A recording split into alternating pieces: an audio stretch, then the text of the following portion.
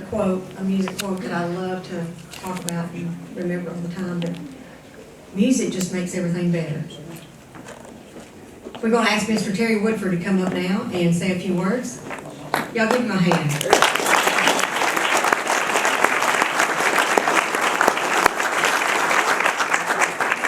Hell, he brought notes.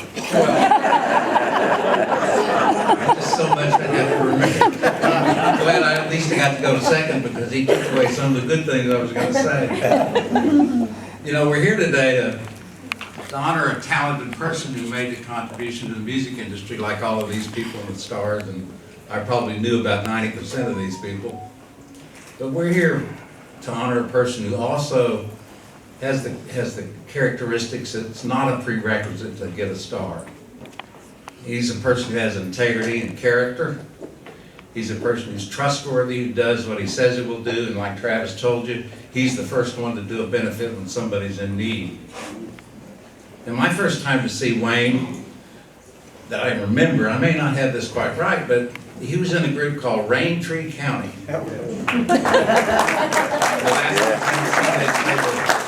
This club, the Mohawk Club. And so we go up there to see him, Clayton and I, and we signed them to Wishbone on the spot. We had to get them signed up, but we didn't normally produce self-contained groups. But all the players in this group were really good, and they all sang well. And the lead singer was Wayne Chaney and Dennis Clifton. So, Dennis Clifton. and what? The late Dennis Clifton. It's the late, I'm sorry. I've been gone 27 years, so I don't know a lot of things that happened, you know, since then, but at that time, we were producing Mac McAnally and for Aerial America, and he'd just gotten out of his deal. And I was managing Mac, and I didn't charge Mac to manage him, and so the group agreed to let me also manage them, and I think it's because I wasn't going to charge you to do it, I'm not sure. And the guy that I worked with, who was the leader of the group, was Wayne. And he was the spokesperson, and he was very easy to get along with. He was very, like you said, he was a good business guy. And so he knew when we were discussing business or whatever we were discussing about the group, he was all good. I would tell you how he backed me up when we had this British road manager in Florida, but I don't think I'll tell you that story, but he did. It didn't have a good outcome.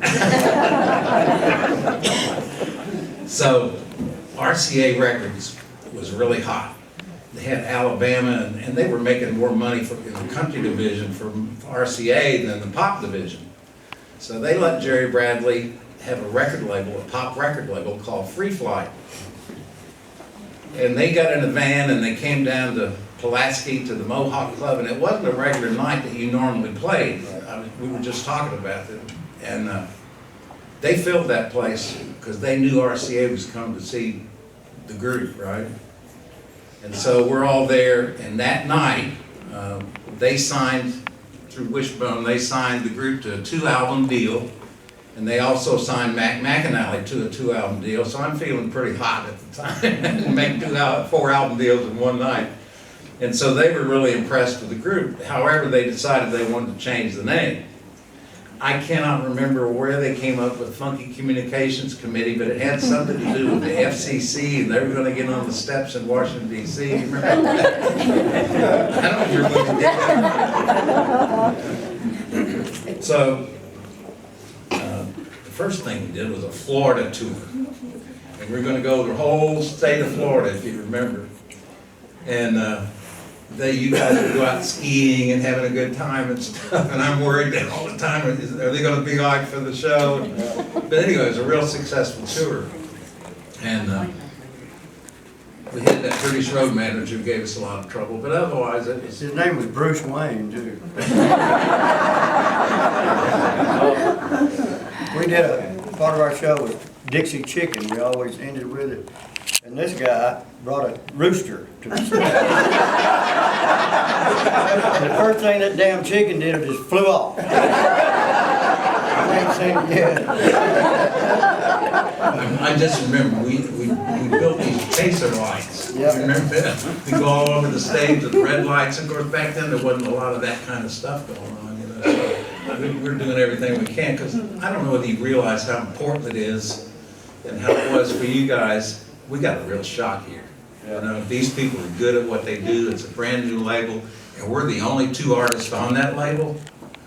And you know, so we thought we had a good shot. And so we had this opportunity. This one, I know you're gonna get a kick out of it if you remember.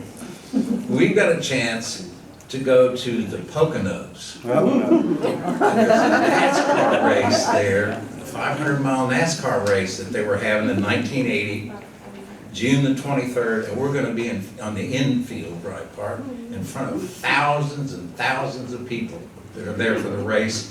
And also, who else was there? I can't remember his name. One man, somebody's name. It's Yeah, a Nashville I'll artist. tell you in a minute. He had a cast on his leg that day. Ain't no getting over me. The blind. Ronnie Millsap. He was there. Everybody was stars except FCC. That was a big deal too. So, but and so Clayton and I, we chartered an airplane to fly up there. And I mean, this is an important gig because it was also sponsored by Sam Goody's record store and stuff, and it was called the Music 500 that year. But the race drivers, about 8 of them were having problems with the race, and so they were boycotting, and so there was that controversy around it. But what was really bad that we didn't know, because we were in Alabama, that New York and Pennsylvania, there was a gas shortage. And so they were rationing the gas, and the cars were lined up and couldn't get gas. So we're all set up to do the gig, and nobody shows, except 2 people. They couldn't get there because of the gas shortage. So I looked at Wayne and I said, well, what do you want to do? He said, let's play the gig. They did that whole show, and you would think that there were thousands of people in there. They didn't have to do that. You know, nobody would have said a thing about it, you know. But I thought that really says a lot about this group, to do something like that. And of course, we flew back with our heads. I mean, it was really disappointing, wasn't it? It was crazy. We thought this was our big shot. And then when I get back, I get a call from Jerry Bradley at RCA. He said, we got a problem. Now, if you don't know much about the music industry, there's always some problem. We can screw up something, you know. And he said, the RCA people in California and New York, A&R people and the public, they don't like the idea of the country division having its own pop label called Free Fly. And they're dissolving the label. The record, Baby, at this point, Baby I Want You was 47 in the Hot 100. When they stopped the label, pop, that stopped that. And that in the record industry is about the time when the record label has to commit at least $500,000 back then to get it up into the top 10. So that killed the single. The second album was supposed to be on Free Flight, but since they stopped that, they said, we're going to put you on RCA. Mac McAnally was in the same situation. He was put on RCA. So what I tried to do is to buy the albums back, and RCA would not sell the albums back. And what you really don't realize is there was no way those albums ever had a chance. Because if they'd become a hit, that would only make the people at Free Flight look good, and that the RCA had made a bad decision by closing the label. So I really do believe that would have been a big hit record, but there's always something that stops it, you know. And so then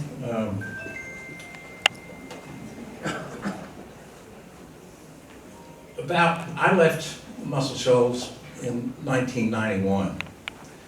And I had come up with this music that they use in hospitals to calm babies, and eventually they calm dogs, and the military used it to prevent infant abuse. And that's what I did for the next, I'm doing it now. So it's been about 34 years, 35 years I've been doing that. And I came back here 3 times during that time period, once when my dad died and a couple other times. And the first time I came back, I saw Wayne Chaney, and I know you're going to remember this, on the sidewalk, right? Yeah.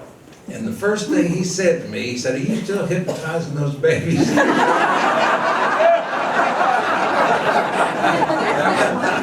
it's always hard to say when somebody says, "What do you do?" and you say, "Make music with babies." That sounds so dumb. But anyway, and I thought, and I had to make a speech at the International Association of Hypnotists and Hypnotherapists. And I'm thinking, I don't know why they invited me to speak, but I know how I'm going to open this talk. Wayne Chaney said, "Are you still hypnotizing those babies?" I'll never forget that. So Wayne was also a pretty humorous guy, which a lot of you probably know. And I've listened to them, they're pretty good, they're very relaxing. well, I just want you to know I'm still hypnotizing the babies.